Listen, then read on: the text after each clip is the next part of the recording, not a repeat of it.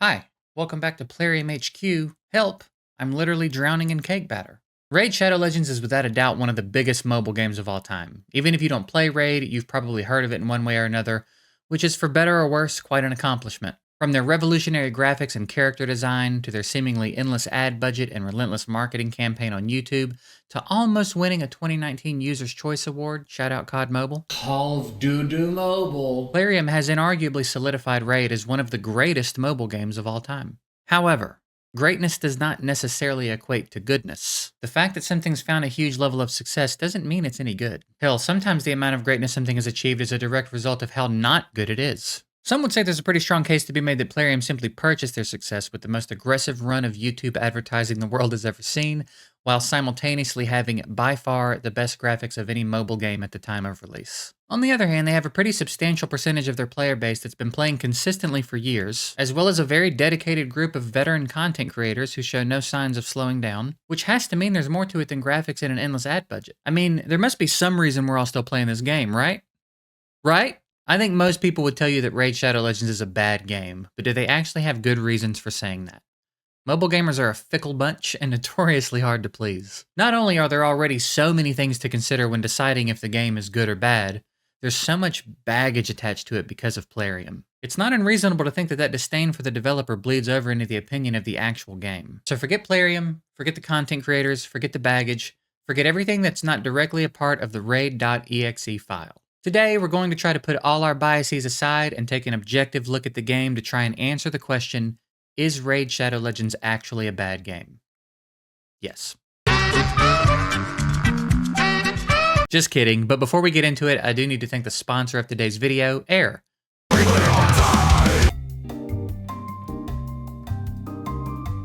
When Raid released in 2018, it had the best graphics of any game in the genre by an absolute landslide, and it turns out that matters. A lot. For a while, it didn't really matter what other games there were. None of them looked like Raid, so no one was really interested. I personally think Summoner's War is the best mobile RPG, but it looks like it was made for babies, so most Raid players would rather shove bamboo shoots up their own fingernails than download it. If we're going to be objective here, we have to acknowledge that graphics are a purely subjective part of the game. I personally like the art style of Summoner's War, and some of the best games I've ever played in my life are only a few bits of detail away from looking like the original Dwarf Fortress. What people really mean when they say better is just that they're more realistic, and that certainly seems to be objectively more popular. So I think it's safe to say that while the realistic graphical style may be more appealing, it doesn't necessarily have an impact on whether or not the game is good.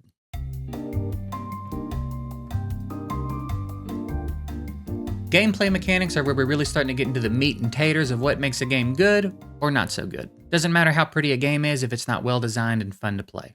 Gameplay mechanics as a concept can be pretty broad, so I've tried to break it down into what seem like the most important aspects to consider, which are the core gameplay loop, the progression system, and the general balance, complexity, and depth of the game itself.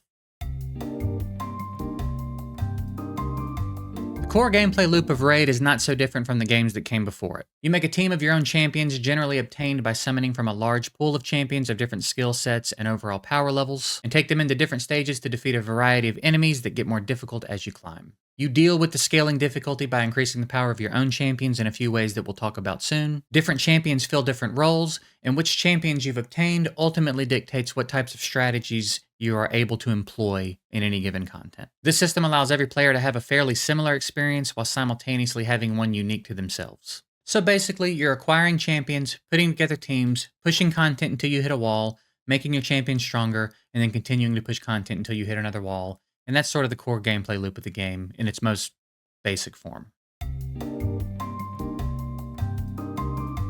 Progression is not as clearly laid out as it was when the game released. There is so much content to do in this game. If you're a new player in 2024 and you're not watching beginner guides on YouTube, you're very likely going to waste some time and resources trying to do things in the game that you're just not supposed to be doing yet.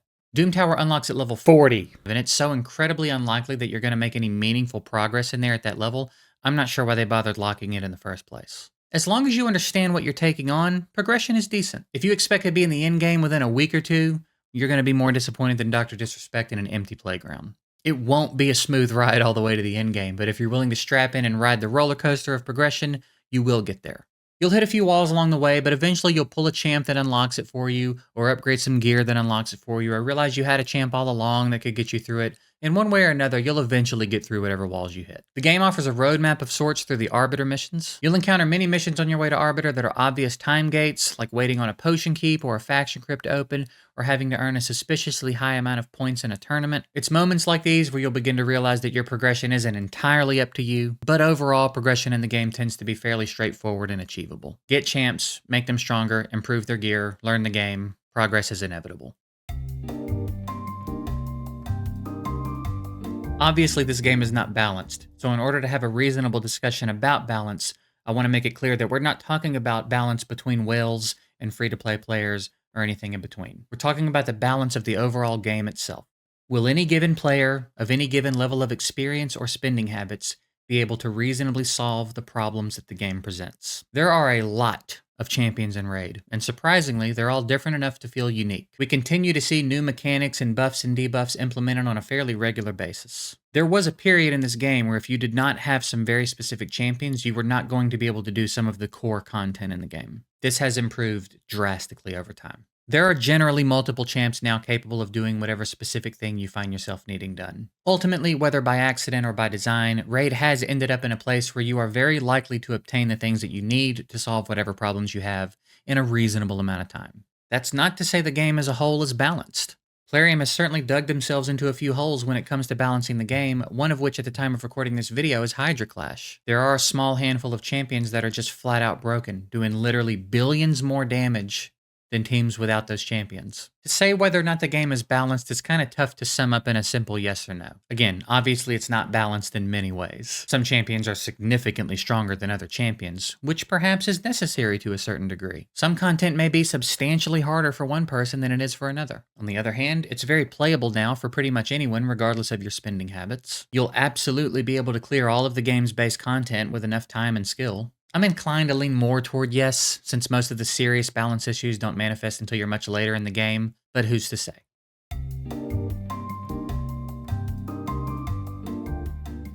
Raid is undeniably the king of complexity in the mobile RPG space. The amount of depth in some of the team compositions that people have put together in this game is without a doubt far beyond anything Plarium ever imagined. The champions and bosses in this game sometimes have literal paragraphs in their skill descriptions. Building a team for Doom Tower is like preparing for a final exam, except in this exam, if you get any questions wrong, your teacher murders you. From the different variations of unkillable teams, to the setups for one-shotting Spider, to the unbelievable amount of layers in high-level PvP now, there's no disputing that Raid has plenty of complexity and depth.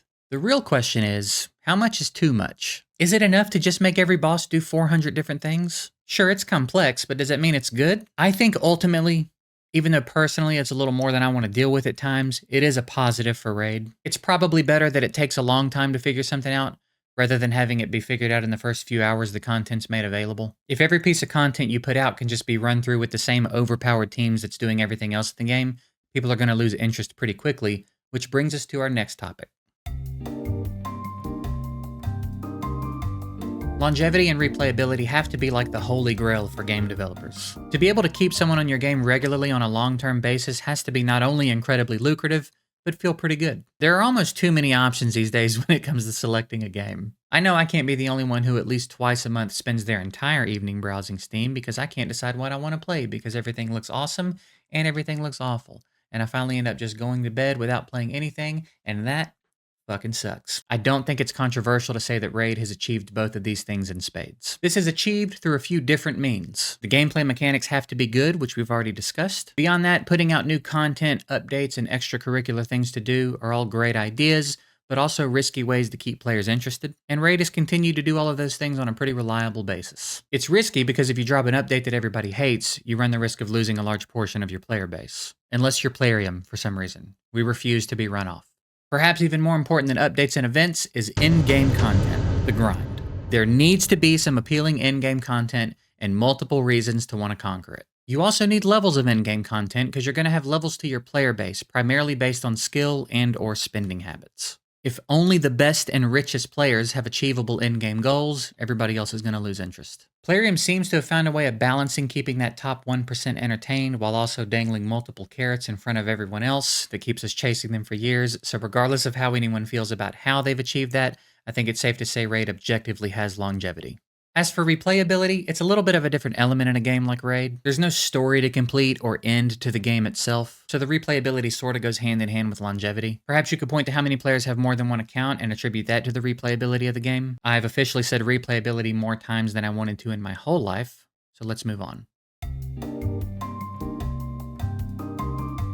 The new player experience in Raid has been a pretty consistently good one. It's clearly something the developers prioritize, and it's easy to understand why. You obviously want people to download your game and not regret having downloaded it. For every mobile game I've downloaded and played for more than a week, there are 20 more I deleted within the first 15 minutes. I feel like I have a pretty good grasp on the new player experience, as I've created and played new accounts through most phases of the game's life. I also live with someone who's a new player, so I've gotten to observe her experience and see what questions the game answers and which ones it doesn't and which things she's enjoying and all of that stuff. Raid has a solid enough tutorial that introduces you to the general concepts of the game at their most basic levels. You'll get a quick look at combat, summoning, and obtaining, equipping, and powering up your gear. You could argue that it could use an update with how much the game has changed, but overall it's a solid enough tutorial to get you started. Once you graduate from the tutorial, there still needs to be a roadmap of sorts to guide you through the game because there's so much content. Raid's version of this would be the missions, quest, and challenges tabs, I would say. The quest tab gives you things to do on a daily, weekly, and monthly basis. The challenges tab gives you a wider range of things to do that scale in difficulty, and once they're gone forever. And then we have the missions tab, which we've already kind of talked about. Again, I think there are some fundamental problems with the layout of the missions tab, but overall it's sufficient. In a lot of ways, it feels like there were elements of the new player experience that were not very well thought out, but as far as the game being fun and flashy and showering you with rewards and resources to keep playing as long as you want to keep playing pretty much, coupled with the fact that there seems to be a fairly consistent influx of new players that stick around, I think it's valid to say the new player experience in Raid is objectively a positive one. You might not believe this, but Raid has monetization. On a subjective level, I think it's awful. Almost everything is overpriced, they rarely structure packs in a way that makes sense, and they have, without a doubt, the most aggressive pop-up implementation of any mobile game I've seen in my 10 plus years of playing mobile games. That's a big part of why I have a free-to-play series that I upload almost every day. You should check it out. Let's talk objectively though. Yes, there is plenty of monetization. You can buy shards, energy, gear, and more. All fairly standard throughout the industry. However, you don't have to spend any money to play this game. It's a free game that you can play for literal years and never need to spend money. You will not be able to participate in everything the game has to offer, i.e. fusions, events, tournaments, etc. But you technically don't have to spend any. And you will be able to do some of it, and over time you'll find yourself able to do more of it, but never all of it. It all boils down to whether or not you want to spend money, honestly. So I think the best way to sum up this section is to just say that Raid truly does have some of the monetization of all time. So, is Raid actually a bad game? Yes. I guess it ultimately depends on what you mean by bad. I don't guess I think Raid is a bad game. It definitely has its problems, some of which are very serious problems, but I think there's many more reasons that I've been playing it over the years, even aside from the fact that it's been my job to play it. Now, if this video was called, Is Plarium Actually a Bad Developer? Perhaps we'd be singing a different tune right now. Let me know if you want to see that video. Thank you for watching this video, and congratulations for making it all the way to the end. There's hope for your attention span yet. If you liked this, I have a whole other channel where I do stuff like this about things that are not Raid, so if you want to check that out, it'll be linked below. I'd love to hang out longer, but I have to go watch my grandfather scream racial slurs into a toilet. You know how grandpas are. Bye!